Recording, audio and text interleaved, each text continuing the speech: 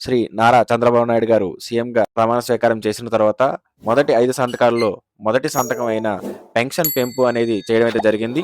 అయితే దీని యొక్క పేరుని ఎన్టీఆర్ భరోసా పెన్షన్‌గా మార్చడం అయితే జరిగింది. ఈ ఎన్టీఆర్ భరోసా పెన్షన్ కింద ఈ నెల అయితే అంటే జులై నెలలో రూ.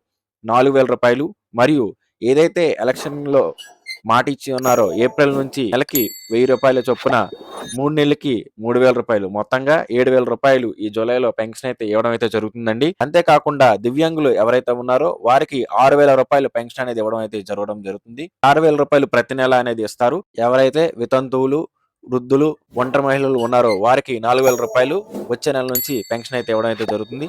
అయితే ఈ పెన్షన్ అనేది సచివాలయ ఎంప్లాయీస్ ఎవరైతే ఉన్నారో వారు పెన్షన్‌దారుల యొక్క ఇంటి వద్దకే వచ్చి ఈ పెన్షన్ అమౌంట్ అనేది డిస్ట్రిబ్యూట్ అనేది చేస్తారు. ఇంతకుముందు ఈ అమౌంట్ అనేది బ్యాంక్‌లో పడేది. ఇప్పుడు పెన్షన్‌దారులకి ఇంటి వద్దకే సచివాలయ ఎంప్లాయీస్ వచ్చి ఈ పెన్షన్ అమౌంట్ అనేది ఇవ్వడం అయితే జరుగుతుంది.